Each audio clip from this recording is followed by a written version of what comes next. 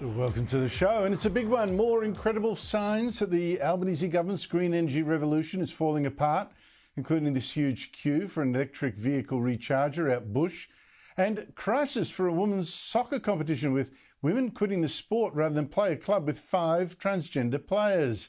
One of the Flying Bats players broke one of our players' legs in a game.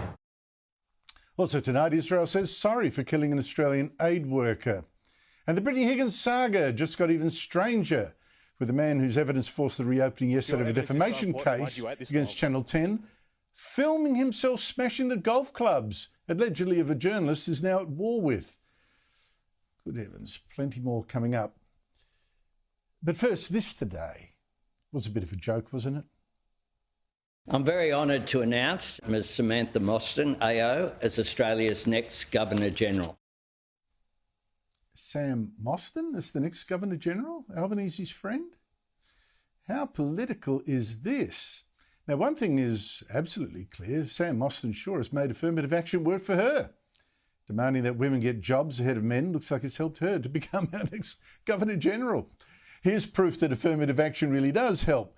Well, mostly a highly political class of women, particularly Mostyn. The Prime Minister was never going to appoint a straight white male, let's be honest, but he did he really have to choose a former Labor advisor of the snowfield left whose big shtick has been to insist on more jobs for women like her? Now, I'm not being mean in calling Mostyn's appointment the triumph of affirmative action over talent or accomplishment, even though she denied it. I've not done anything in my life that could smack of tokenism. You see, Mostyn, unlike many past Governor-Generals, she's never risen to any great leadership position in politics, the military or the law. Journalists today, struggling to give her credit for more than getting plum jobs for herself, claim that she led the creation of the AFL Women's League. And she mentioned that too. It's one of the things I'm most proud of. Now, here we're actually talking about a women's league that attracts just 2,500 people to each game on average, despite heavy promotion from the AFL and the ABC.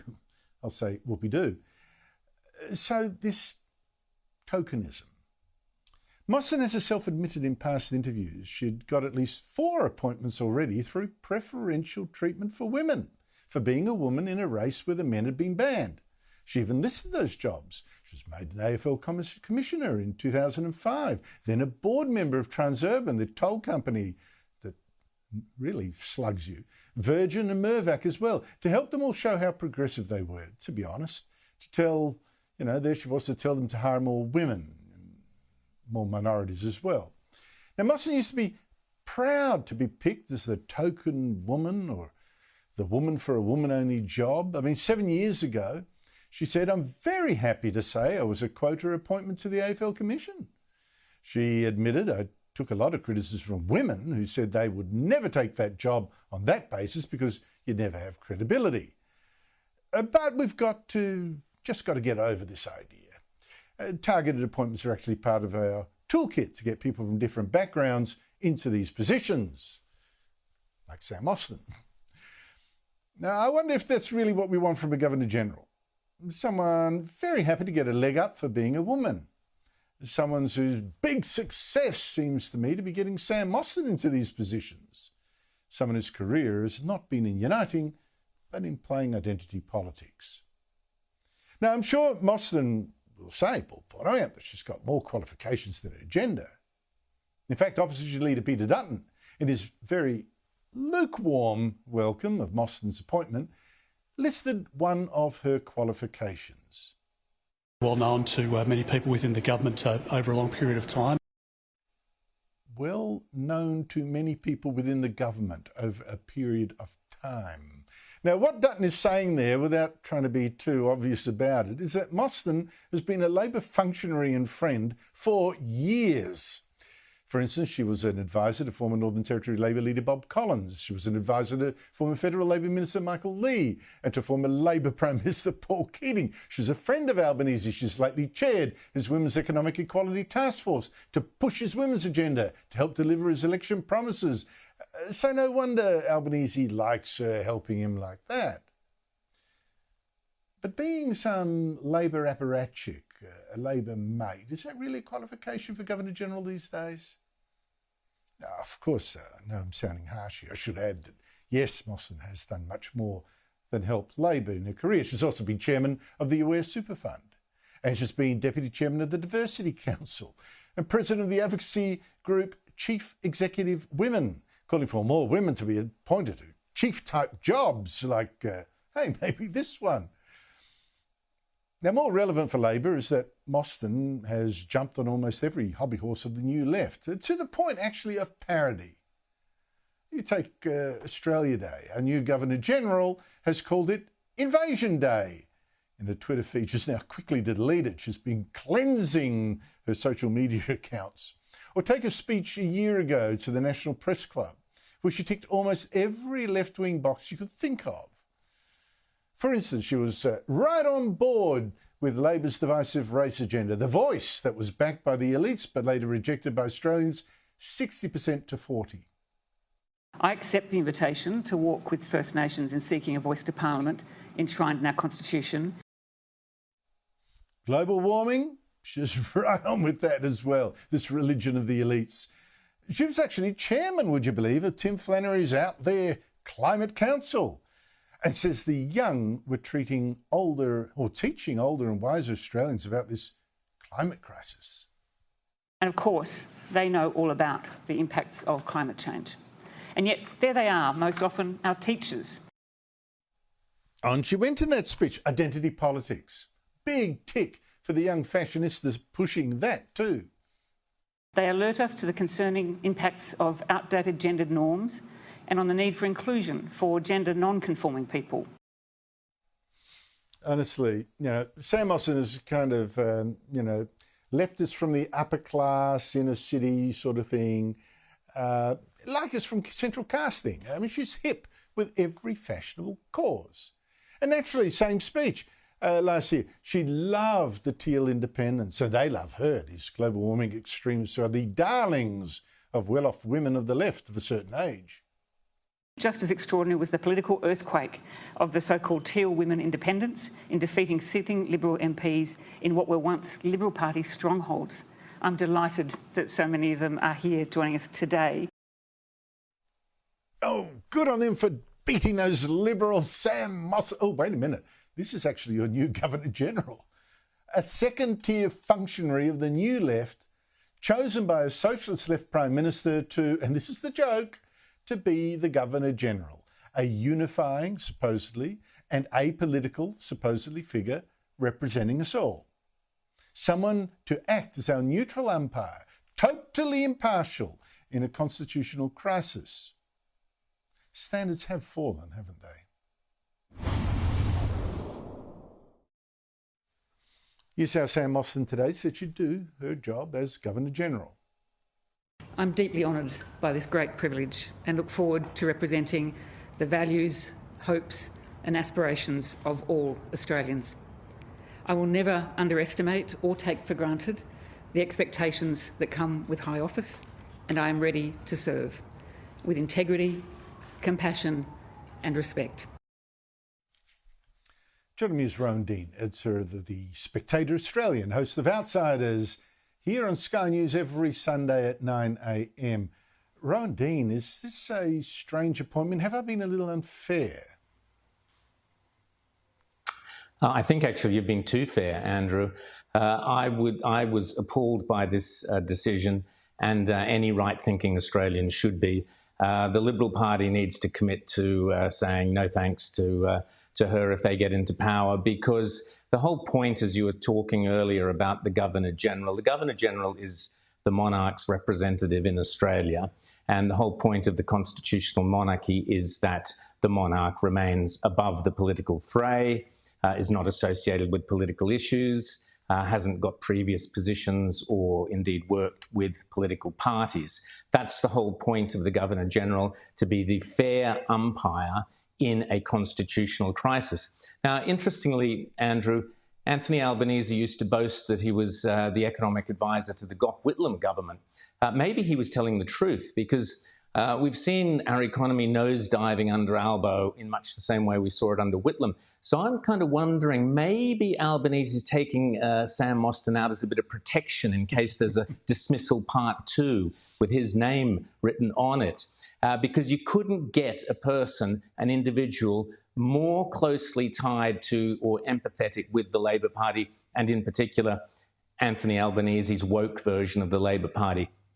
As you were detailing earlier, Andrew, Sam Mostyn has specialised as an activist, made a lot of money, I presume, because you do earn a lot of money if you're on these boards and you're a CEO and chair, etc., etc. You mentioned parody. I looked earlier on her CV online to parody it, but you can't parody it. You can't satirise it because it is literally every single woke. This is woke central. Everyone. She has been on the board or in charge of every single major woke. There's not a single one. And worse than that, Andrew, her shtick seems to be to combine them together so that she'll put Indigenous with climate change or women with climate change or Indigenous with whatever. She combines the causes. So it's woke to the power of woke, Andrew. It sure is. Now, listen, maybe the weight of tradition will tell, and she will try to be as neutral as everything. Don't forget that Gough Whitlam, you mentioned Gough Whitlam, he was sacked by a Labor-appointed Governor-General, so yes. There's no guarantees. Maybe, okay? But the point is it's also how you perceive. She's played partisan politics, identity politics really hard. And I want to ask you, Rowan, I mean, she's a Republican, but how can we also have a Governor-General who has tweeted that Australia Day is Invasion Day? And worse than that, on her tweet where she mentioned Invasion Day, she also had the hashtag always was, always will be. So we will now have a Governor-General who actually believes that none of the laws brought to this nation by Britain actually have any relevance or any validity, because always was, always will be basically undermines every property right in Australia and says that the law does not apply because there is a previous Aboriginal law which applies particularly with property, but that then extends to, by definition, to everything else. So we have a Governor-General who doesn't believe that the laws of this land are valid. That's what she's tweeted. Now, if you tweet always was, always will be, that is what you are saying. You are saying that we do not have any constitutional right to be here on this land, and yet she is the monarch's representative on this continent. David Flint always has a line about never stand between a hard lefty Republican and the monarchy, because they can't get close enough to them. They want to be part of them. And it's this authoritarian woke left dream of the kind of monarchical control. I think this is a shocking appointment, and it really is the nadir of the Albanese government's cronyism. We saw it in The Voice. She said, Sam Mostyn said after The Voice, she said she felt untethered by the result. Well, untethered means cut loose or unhinged even, but certainly cut loose. She felt cut loose from Australia, from mainstream Australia, by the result, the 60-40 result. So we now have a Governor-General who, by her own definition, does not understand or empathise with the majority of Australian people. That's dangerous. Yes, well, and now she's the Governor-General. I don't know how she's going to cope with that. But listen, don't forget Bill Hayden, former Labor leader. He became Governor-General. He was a Republican, turned out to be an excellent Governor-General, put all his partisan politics to one side. But that said, I've got to say, we've gone from appointing a former Labor leader to appointing a former Labor advisor. That seems to me a marked step downwards in the success ratings, but never mind. Rowan Dean, thank you so much indeed for your time. I don't get it. By the way, this is actually in some ways more important. There are now daily signs. The Albanese government's plan to slash our emissions, they're in chaos. I mean, 4 more signs in the last 4 days. This is incredible. It's a disaster. First, look at this. This is the queue of electric cars waiting for a recharger at Keith. That's 2/3 of the way from Melbourne to Adelaide. Now, the government thinks we're going to buy a lot more electric cars by 2030. Really? Does it? Seriously with that? 2, An Aboriginal group is joining local protests that are crippling the Albanese government's plan for giant wind turbines off the Victorian coast near Warrnambool that deal with that particular claim. 3 is Greg Combet, former Labor minister, now head of the government's new Net Zero Economy Authority.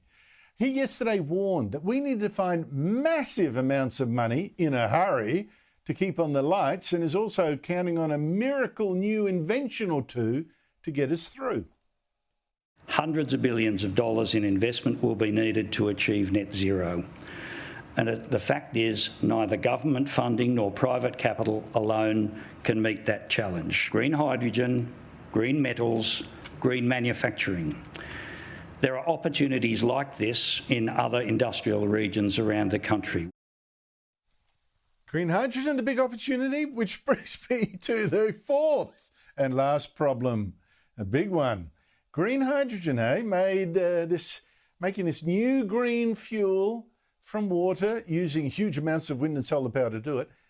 That's actually looking like a dud now, Greg. Now, of course, yes, the country's biggest investor in green hydrogen, billionaire Andrew Forrest, and Energy Minister Chris Bowen, they have sold this green hydrogen very hard. Green hydrogen, the purest source of energy in the world, and one that could replace up to 3/4 of global emissions. Our green hydrogen future is fundamental to that clean energy future as a powerhouse.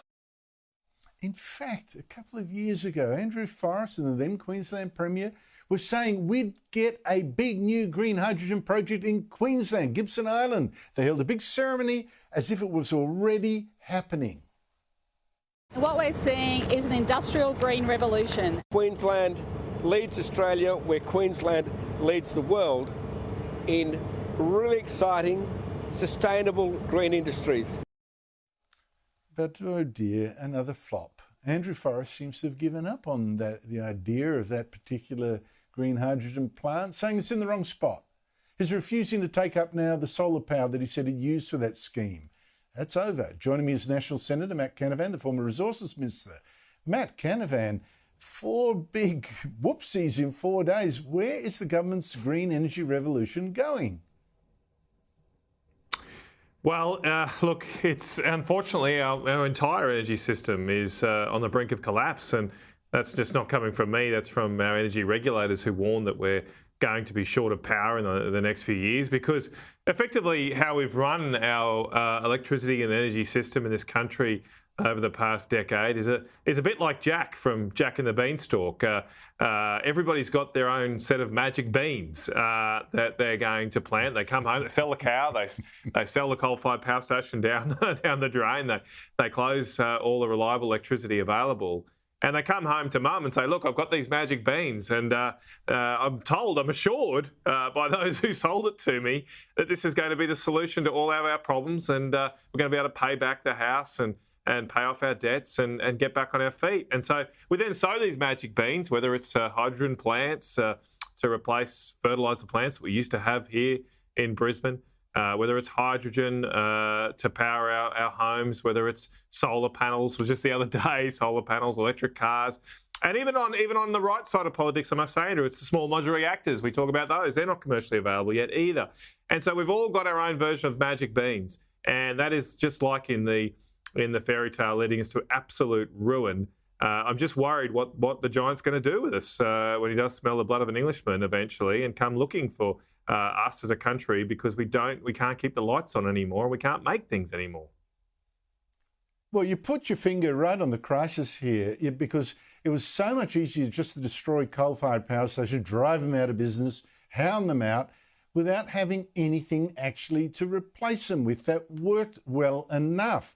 And now we're running out of time to find that replacement. I thought Peter Dutton, the opposition leader, sounded the warning today very, very clearly. We are facing a real disaster now, Matt, with most of our remaining coal-fired electricity generators about to shut. Here he is.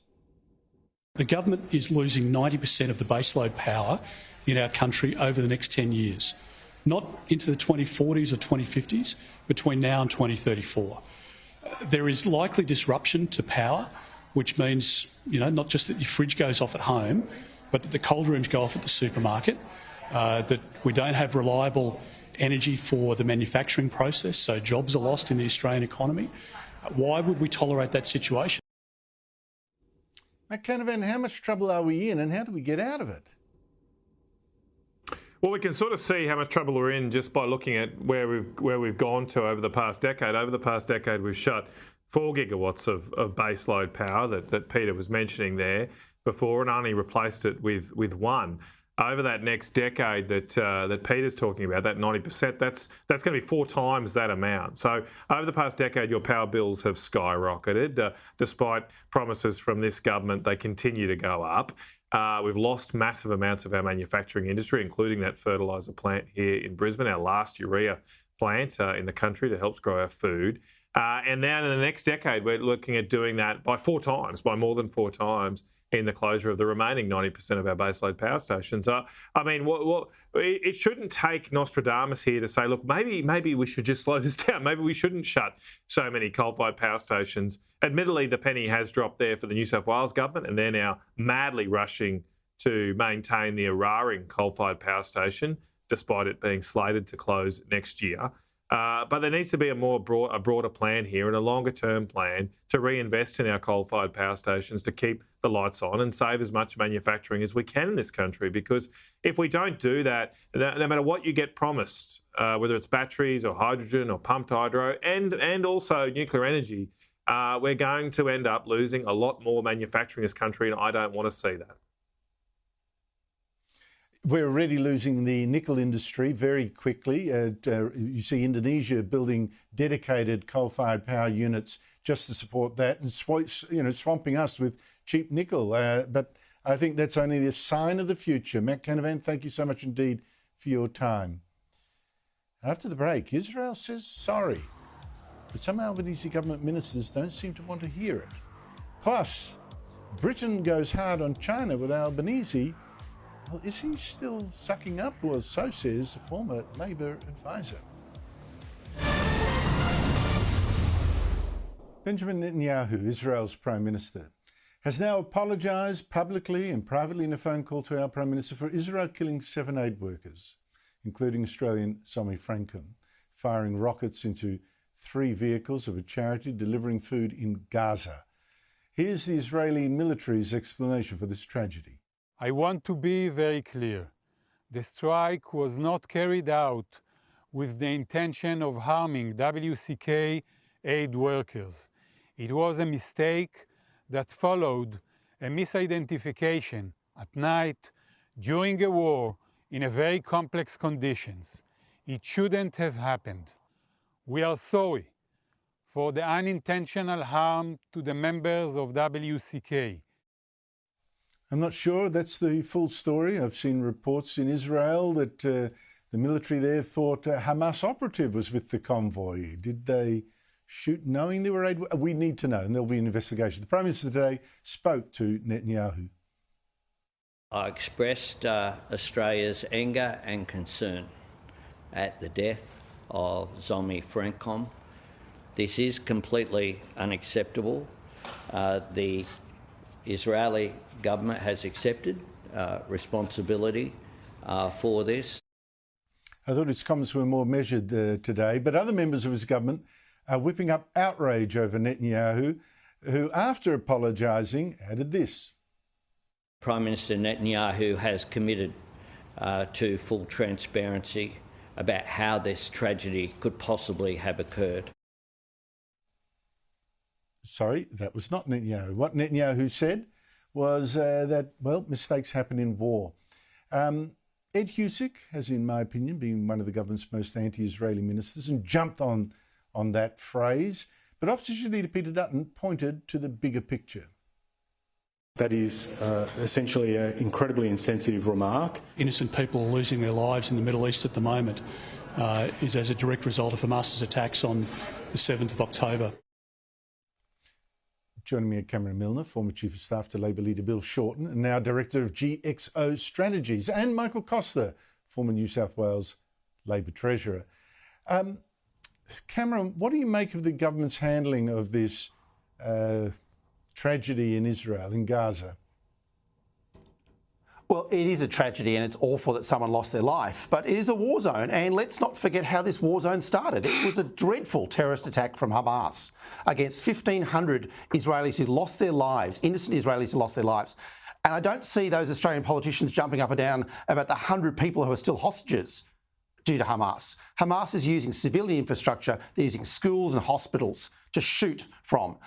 And in this situation, it's awful there was a tragic loss of life, but Hamas are the reason for the person's death, ultimately. It was on that very point, Michael, let me play to you Foreign Minister Penny Wong. She was very much more aggressive to Israel than the Prime Minister today, both on ABC radio and on TV, demanding an immediate ceasefire, even though Hamas still won't agree to release its Jewish hostages, which is, I thought, part of the deal. And I have said publicly, as has the Prime Minister, we want an immediate humanitarian ceasefire. We have said directly to the Netanyahu government that their actions are meaning that they are losing support amongst many countries. And I would say again what I've said to them directly, that the Netanyahu government must change course. I will also say we continue to expect Israel to comply with international humanitarian law. Michael, the way Penny Wong puts it, it's like Israel is the one that should unilaterally declare a ceasefire even when Hamas has not agreed to the conditions, which include releasing hostages. Yeah, absolutely clear. Hamas doesn't want a ceasefire, and that's the bottom line here. It doesn't matter what desire the Australian government has. The reality is that Hamas will not accept the terms for a proper ceasefire, and that involves release of the hostages.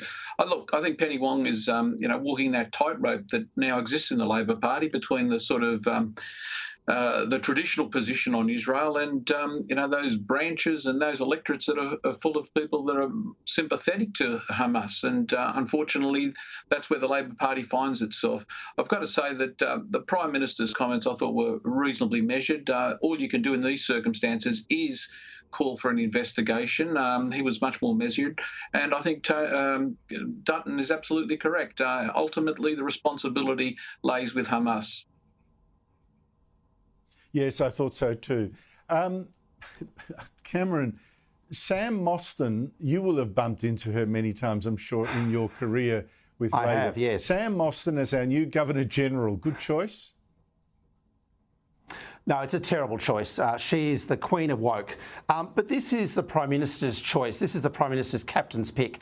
And quite frankly, Albanese has given a middle finger salute to every single Australian who voted no to his voice. 60% of people he's given the middle finger salute to by appointing the most woke person with actually a terrible record in corporate Australia. I mean, she's the chair of a super fund that's building $1 billion apartment building in New York with scab non-union labour. The CFMU protested about her only a week and a half ago, but she's Albo's choice. And he wants to put the wokest person in the position and unfortunately trash the constitutional role of the Governor-General by such an appallingly bad appointment. Now, I'm going to say that Sam Mostyn will probably try very hard to be a Governor-General in the old school, keeping her opinions to herself, but I don't know whether she can. Michael Costa, what do you make of it?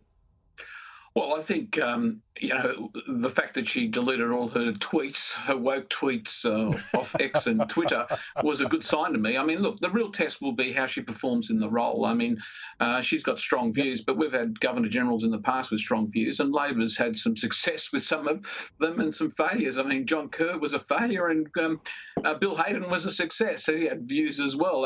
It really comes down to how she performs in the role. I think I can't wait for the first Australia Day to see how she approaches that particular issue, because I think that's going to be a big challenge given those tweets.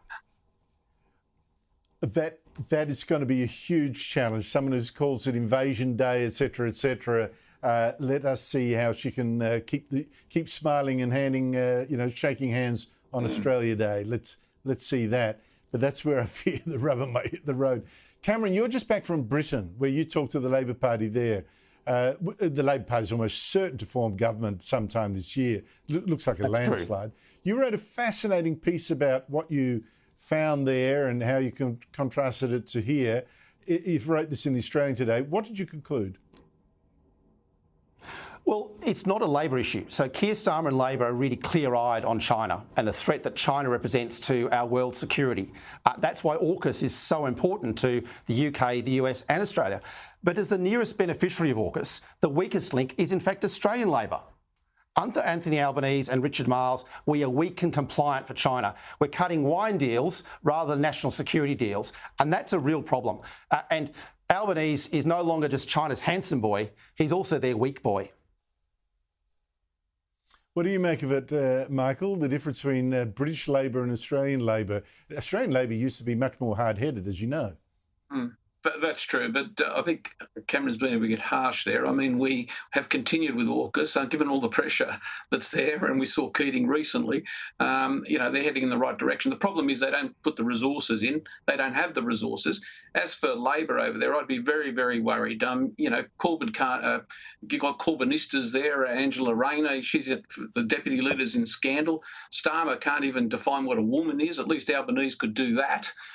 So even though they're going to have a landslide, I think you don't want to be looking at this through rose-coloured glasses, Cameron. Far from it, Michael. And the great thing about Keir Starmer is he's expelled that anti-Semite Jeremy Corbyn from the Labor Party. He won't be representing the Labor Party at the next election. They're still there. The recent by-election that they had to get rid of their candidate shows that very clearly. But he wasn't the Labor candidate, and Starmer spoke out well against him. They did, Andrew. Good stuff. Michael Costa, Cameron Milner, great stuff. Thank you so much indeed for your time. After the break, how trashy can the media be? I mean, have I been blind, walking like a naive little boy through this blighted landscape? The Brittany Higgins case gets even grubbier after amazing claims by a journalist who's also filmed himself smashing the golf clubs of a supposed colleague.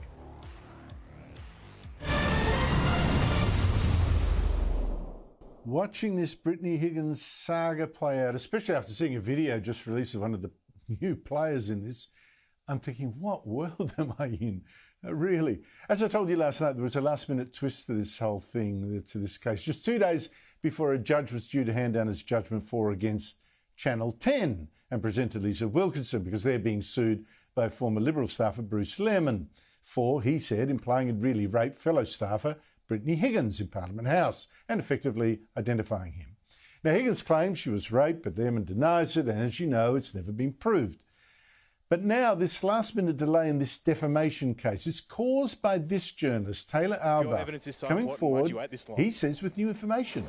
New information that Lehrmann lied. He alleges that Lehrmann gave material to Channel 7 about Higgins that he shouldn't have done by law, police evidence, and Albach, his untested claims, his claims are that he's got new information also that when he was with Channel 7, he paid prostitutes $10,000 for him or another man and Lehrmann. Fancy dinners as well, one worth $500. One steak, $361 and more, drugs even, whatever. And he spent all that for Channel 7 to keep Lehrmann happy so that he'd given an exclusive interview bagging Channel 10, which broke the Higgins story. Have you followed this so far? Well, if all that's true, to repeat, it's got to be tested in court tomorrow. What on earth does that say about Channel 7? On the other hand, can I even believe Albach? I mean, Channel 7 says his claims, which are, again, totally untested, are false. The stories about authorising payments of prostitutes and so on, false. And it says it knows who actually did give it the material. What's more, as Lehrmann's barrister pointed out, Albach has been behaving erratically. In fact, he recently posted this video of himself smashing the golf clubs of, supposedly, a former colleague at Channel 7, Steve Jackson, who was working with him on this Lehrmann interview, and now they've fallen out too. I mean, oh my goodness me. Anyway, say again, allegations only, will be tested in court tomorrow and the next day, with the court to deliver a final judgment on this defamation case, blah, blah, including the new evidence, maybe next week. Joining me on Newswatch is Sophie Ellsworth, media writer for The Australian. Sophie, what a saga. I mean, so many careers ruined, reputations destroyed over an allegation still that hasn't been proven. Tell us first about this tape of Albach smashing golf clubs. Well, Andrew, it's extraordinary video there. It's 3 minutes long. If you've got 3 minutes to spare, go onto the Australian's website. You can see it in full. But Taylor Albach has posted this video, and the reports say that they are Steve Jackson, his former colleagues, Callaway Golf Clubs, and he put this video up and wrote, "Merry Christmas, sue me," the reporting has said. Now, he's obviously fallen out with his former colleague, Steve Jackson, and it looks to me like he wants a bit of sweet revenge. But this is extraordinary vision, Andrew, and this is why social media, it's just the undoing of so many people. And obviously now this case has taken another twist and turn, but here we see this vision. I mean, it's just extraordinary, very damaging, obviously, for Taylor to be seen doing this, and I'm not sure it's going to help his future career prospects. Well, thank you for that, very much for that warning to the young kids. Don't post. The court case seems to be destroying all it touches. Like I say, Channel 10 and Wilkinson have already been burned, scorched. Wilkinson, because of this case, hasn't even been on screen for a year and a half now. And now the spotlight is on Seven, particularly on its Spotlight program. I mean, is it going to survive? Well, Andrew, the show is due to return to air next Sunday week. It's been off air for some time. I would say that remains in doubt. We have a story in The Australian tomorrow. There's been crisis talks in Channel 7 HQ in Sydney today with some of the top head honchos in there. This is very damaging, and as we say, Andrew, we don't know about these allegations from Taylor. They are yet to be tested. But this is not good publicity for Channel 7, whether it's true or it's not true. They're being dragged through the media on this. Very concerning for them, Andrew, and we have to see what happens tomorrow when Taylor takes the stand to talk about these allegations that he's made against Seven. But we do know that Seven did pay for the accommodation for Bruce Lerman. They secured this interview with Bruce Lerman, which was a big deal, Andrew, when they got that interview. Every media outlet wanted to talk to him and get his version of events. It was so sought after. But to the public, Andrew, I think there'd be people watching tonight saying, really, is this really what the media is up to? I think it tarnishes everyone in the media. But as I say, let's see what happens in court tomorrow, and let's see if these allegations by Taylor Albach whether they're true or not true. And Sophie, look, the judge who'd actually written his judgment up, it seems, almost completely, was yesterday. I don't know, reading between the lines, I got the feeling that Channel 10 may be in some trouble with his judgment in his final judgment as well. But the picture then that we're getting of the media through this case, is this the media that you know? Have I been naive thinking, we're fundamentally not bad, ABC accepted? I mean, this sort of stuff. Well, Andrew, this just gives the media as a whole a bad reputation. I mean, who would want to trust the media when they're seeing antics going on like this? And, you go out there, you do your job each day and you try and do it as best you can, but it's never good when this sort of stuff hits the headlines, and the media really should not be the story. They should be chasing stories, not becoming the story. And this has clearly been very damaging for everyone involved, Andrew, right from the beginning of whatever happened in Parliament House to now in the courtroom in Sydney. This has been problematic for pretty much everyone who's got involved. They've come off second best in this situation. So true. Sophie Ellsworth, thank you so much indeed for your time. After the break, the Sydney Soccer Club says it's lost 20 female players at least who don't want to play anymore against a team with 5 players born male.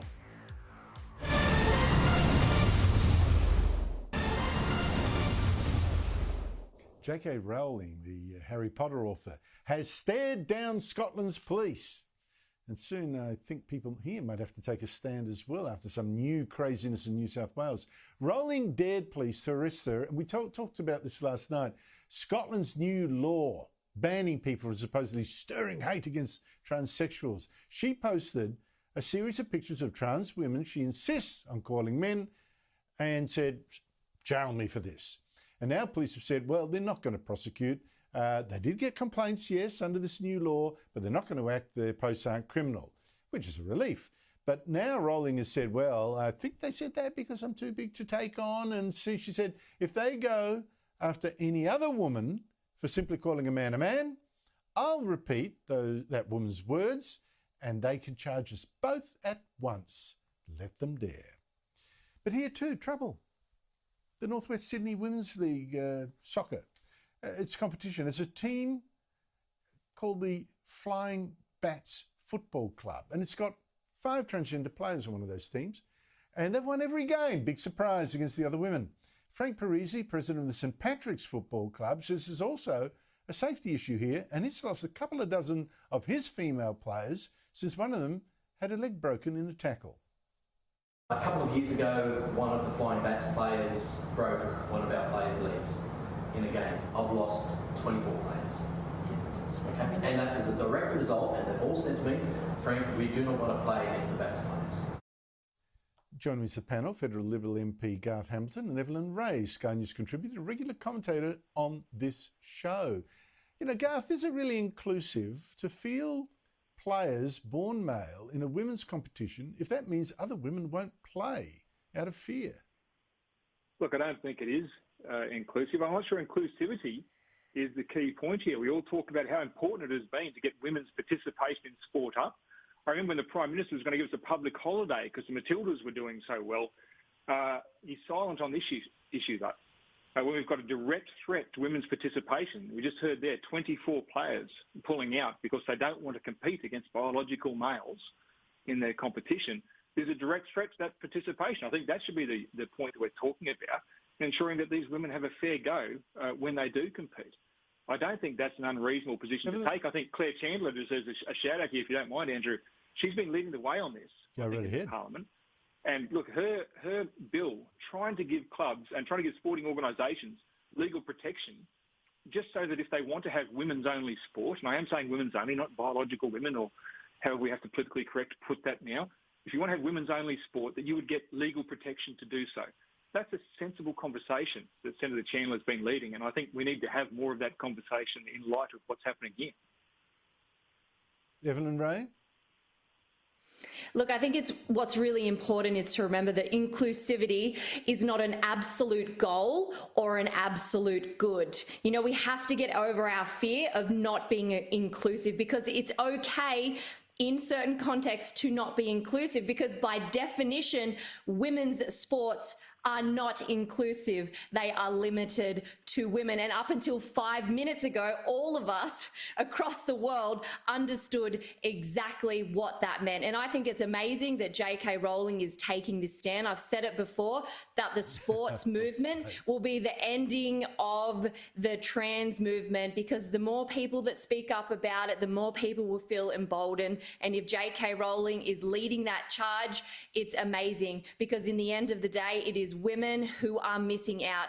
And you know, what's better than scoring second place is refusing to play on an uneven playing field. So 24 people dropping out, we all have to do it. Us women have to do it. It's a sacrifice, but in the end, women will win if we all stand up together and take a stand. Garth, it astonishes me that there's so much easy criticism of Israel, but so little action on Muslim hate preachers right here. Now, on Good Friday last week, a cleric, an Islamic cleric based in Bankstown, Abu Usaid, he calls himself, also known as Wissam Haddad. He has vilified Jews. We've played some of his clips before. This time, issued what to me sounded like a threat. Here he is.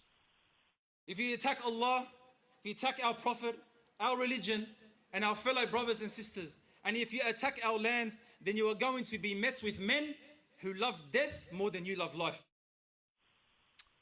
Well, you'll be met with men who love death more than you love life.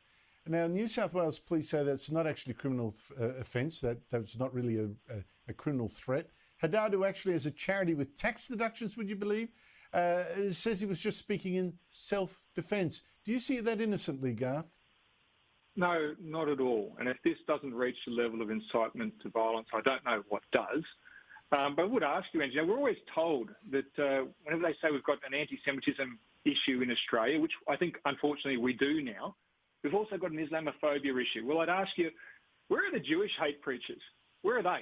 Because I don't see a lot of them. I see this very one-sided coming from, unfortunately, one section of the community calling for this rising up. Now, like yourself, I've been over in Israel very recently. I've seen the results of the war over there. It's terrible. These are not things I want in Australia at all. And I think that we should be doing everything we can to stop that. And unfortunately, people like this clearly making threats to our way of life need to be the focus of law. And if our laws aren't covering that now, then goodness me, they should be, because this is wrong. It's weird, isn't it, Evelyn?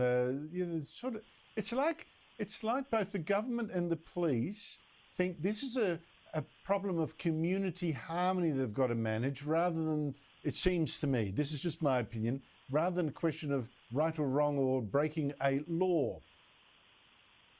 I think it's important to clarify here that none of us are under the delusion that these anti-hate laws were going to really be used to harass anyone, except for probably white Christians, men, Christian schools, Christian organisations, that sort of class of people. There seems to be a protected class when it comes to the said application of these hate laws, and I think that that's an important conversation to be had. Let's be honest, if it was a Christian person in a church standing up saying that very thing about a progressive woke group, there is absolutely no way that the police would take zero action.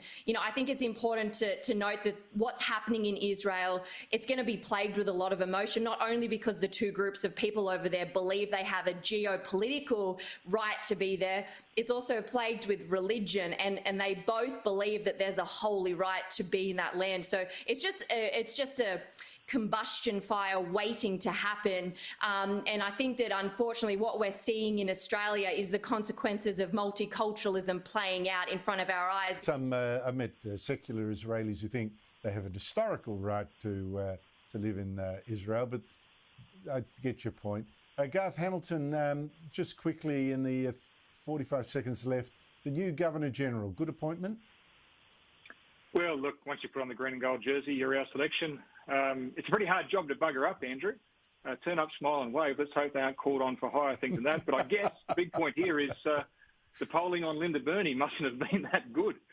The elegant dismount they were looking for Ms. Burney just has disappeared. So, no, look, it's a job that we should all support and get behind. I'm sure we won't be hearing too many political views from our new Governor-General as she takes on this new role. No, I doubt that. Once it's made, it's made. Yeah, no, that's true. I think Linda Burney, after the referendum was lost, her chances disappeared. She couldn't be rewarded for that kind of a decision. That's it. Devlin Ray, Garth Hamilton, thank you both so much for your time. That's it from me. Now is Sharry Markson. Good night.